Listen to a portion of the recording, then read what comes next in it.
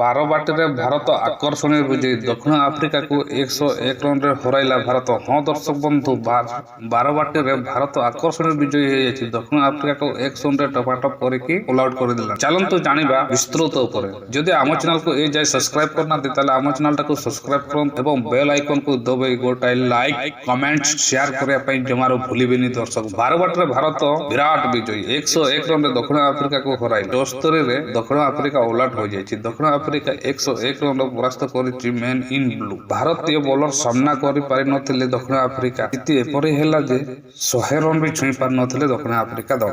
ମାତ୍ର 74 ରନରେ all out ହୋଇଯାଇଥିଲା ଦକ୍ଷିଣ Africa. Tata bye bye goodbye ହୋଇଯାଇଥିଲା। ଭାରତ ପକ୍ଷରୁ ଦମଦାର ବୋଲିଂ କରି ଅର୍ଶଦୀପ ସିଂ, ଜସପ୍ରୀତ ବୁମରା, ବରୁଣ ଚକ୍ରବର୍ତ୍ତୀ, ଅକ୍ସଲ ପଟେଲ 2ଟି ଲେଖାଏଁ ୱିକେଟ୍ ପାଇଥିଲା ବେଳେ ହାର୍ଦ୍ଦିକ ପାଣ୍ଡ୍ୟା ଓ ଶୁଭମ ଦୁବେ ଗୋଟିଏ ଲେଖାଏଁ ୱିକେଟ୍ ହାସଲ କରିଛନ୍ତି। ଭାରତର ସମସ୍ତ ବୋଲର ଖୁବ୍ ଚମତ୍କାର ବୋଲିଂ କରିଥିଲେ ଏବଂ ଗୋଟିଏ ଭାଗିଦାରୀ ବି ସାମ୍ନା କରି 175 ରନର ଟାର୍ଗେଟ ପିଛା କରିଥିବା ଦକ୍ଷିଣ ଆଫ୍ରିକା ପ୍ରଥମ ବଲରେ ବଡ଼ ଝଟକା ପାଇଥିଲା। ଅର୍ଶଦୀପ ସିଂ ନିଜ ପ୍ରଥମ ଓଭରରେ ଦ୍ୱିତୀୟ ବଲରେ ୱିକେଟ୍ ନେଇଥିଲେ। ଅର୍ଶଦୀପ ସିଂ ପ୍ରଥମ ଶିକାର କରିଥିଲେ କ୍ୱିଣ୍ଟନ ଡିକକ। ତାଙ୍କୁ 0ରେ ଆଉଟ୍ କରିଥିଲେ ଅର୍ଶଦୀପ। ଏହାପରେ ନିୟମିତ ବ୍ୟବଧାନର ୱିକେଟ୍ ହରାଇ ଚାଲିଥିଲା ଭ୍ରମଣକାରୀ ଦଳ। ସ୍ଥିତି ଏମିତି ହୋଇଯାଇଥିଲା ଯେ ମାତ୍ର 74 ରନରେ ସମସ୍ତ ୱିକେଟ୍ ହରାଇ ବସିଥିଲା ସାଉଥ ଆଫ୍ରିକା। ବାରବାଟୀ ଟି20 ମ୍ୟାଚରେ ଭ୍ରମଣକାରୀ ଦକ୍ଷିଣ ଆଫ୍ରିକା 174 ରନରେ ଟାର୍ଗେଟ ଦେଇଥିଲେ ଟିମ୍ ଇଣ୍ଡିଆ। ଟସ୍ ହାରି ପ୍ରଥମ ବ୍ୟାଟିଂ କରିଥିବା ଭାରତୀୟ ଦଳ ନିର୍ଦ୍ଧାରିତ 20 ଓଭରରେ 6 ୱିକେଟ୍ ହରାଇ 175 ରନର ସଂଗ୍ରହ କରିଥିବା ପ୍ରାରମ୍ଭିକ ବ୍ୟାଟିଂ ବିପର୍ଯ୍ୟୟ ଏକ ପରବର୍ତ୍ତୀ ସମୟରେ ନିୟମିତ ବ୍ୟବଧାନର ୱିକେଟ୍ ହରାଇ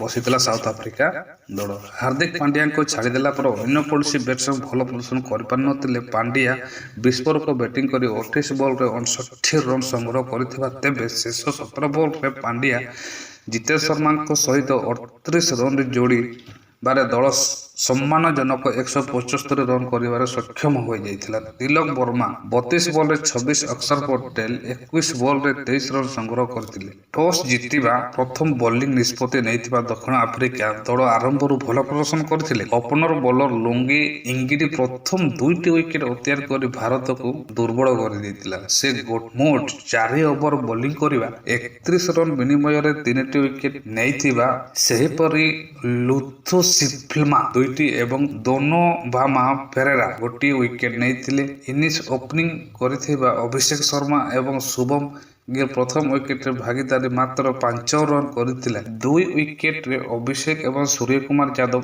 12 ରନରେ ଯୋଡ଼ିଥିଲେ। ଏହାପରେ ଭାରତ କ୍ରମାଗତ ଭାବରେ ୱିକେଟ୍ ହରାଇଥିଲେ। ତେବେ ଭାରତ ବୋଲରଙ୍କ ବେଶ୍ ଭଲ ବୋଲିଂ ପ୍ରଦର୍ଶନ ଥିଲା। ଯଦି ଆମ ଚ୍ୟାନେଲଟାକୁ ଏ ଯାଏ ଦେଖୁଛନ୍ତି ତାହେଲେ ଦୟାକରି ଦର୍ଶକ ବନ୍ଧୁ ଆମ ଚ୍ୟାନେଲକୁ ସବସ୍କ୍ରାଇବ କରନ୍ତୁ, ଗୋଟାଏ ଲାଇକ୍ କରିବା ପାଇଁ ଜମାରୁ ଭୁଲିବେନି।